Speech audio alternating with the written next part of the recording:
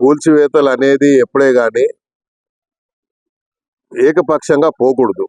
ఎందుకు పోకూడదు అంటే, నేను చూస్తా ఉన్నాను కూల్చివేతలు ఎక్కడైతే రోజువారీగా వ్యాపారం చేసుకునే వాళ్ళు, వాళ్ళ జీవనాధారం అదే.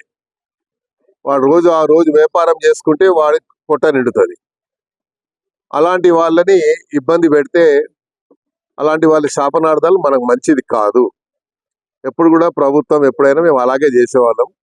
కానీ అధికారులు మాత్రము ఎక్కడైతే నిజంగా కంజెస్టెడ్ రోడ్స్ ఉంటాయో అక్కడ చేయమని ప్రభుత్వ పరంగా కానీ పైనుంచి ఆదేశాలు వస్తే అలా చేయాలి.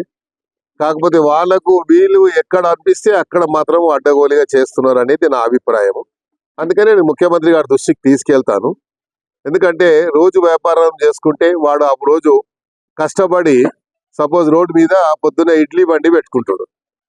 ఆ ఇడ్లీ రాత్రంతా కష్టపడి ఇడ్లీలు తయారు చేసుకొని పొద్దున రోడ్డు మీద వచ్చి పెట్టుకుంటే ఆ ఇడ్లీ బండి తీసి పడేస్తే వాడు ఆ రోజు ఏం తినాలి? ఒక ఇన్సిడెంట్ జరిగింది. ముఖ్యమంత్రి గారు మొట్టమొదటిగా సీఎం అయినప్పుడు మాదాపూర్లో ఏదో క్యాంటీన్ ఉండే లేడీది, ఏం పేరు, కుమారి ఆంటీది కూడా ఇట్లాగే చేస్తే ముఖ్యమంత్రి గారు ఏం చెప్పారు? ఆమె జోలికి పోవద్దని చెప్పారు.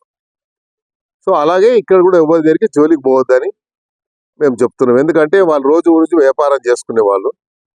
ఒకవేళ అలా పాలసీ కింద తీసుకుంటే సిటీ మొత్తంలో అయితే మీరు ముందు ఓల్డ్ సిటీ నుంచి మొదలు పెట్టండి. ఓల్డ్ సిటీలో ఎక్కడెక్కడ ఉన్నాయి అలా మీరు చేయండి.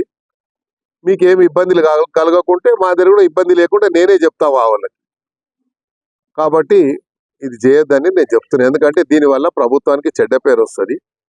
ప్రభుత్వం మనకు మంచి పేరు వస్తే 4 కాలాల పాటు మనం కూడా మంచిగా ఉంటాం అనేది నా అభిప్రాయం. అందరూ వచ్చి చెప్పుకోలేరు. ప్రజాప్రతినిధి ఎవరు ఉంటే ఆ ప్రజాప్రతినిధికి చెప్పుకుంటారు మా బాధ అని.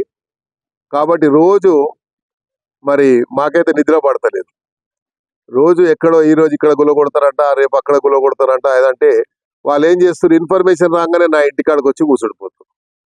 నేను హైదరాబాద్లో పుట్టి పెరిగినోని, హైదరాబాద్లో ఉన్నోని, నా జీవితం అంతా రాజకీయ జీవితం అంతా హైదరాబాద్లో మొదలైంది.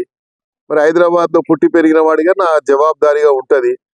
నా నియోజకవర్గానికి నేను పరిమితం కాదు. నేను రాష్ట్ర నాయకుడిగా ఎదిగిన వాడిని. హైదరాబాద్ ప్రజలు ఎక్కడ వస్తే కూడా దానమంది జరిగిపోతే మాకు న్యాయం జరుగుతుందనే ఒక విశ్వాసం, అది కాపాడుకునే బాధ్యత నా పైన ఉంది. ఇప్పుడు మొన్న నేను సికింద్రాబాద్ పార్లమెంట్ పోటీ చేశాను. మరి దగ్గర దాకా వచ్చి నేను కేవలం 30-35 వేల ఓట్లతో ఓడిపోయాను తక్కువ సమయంలో. అంటే ఆ ప్రజలతో అనుబంధం ఉంది కాబట్టే కదా.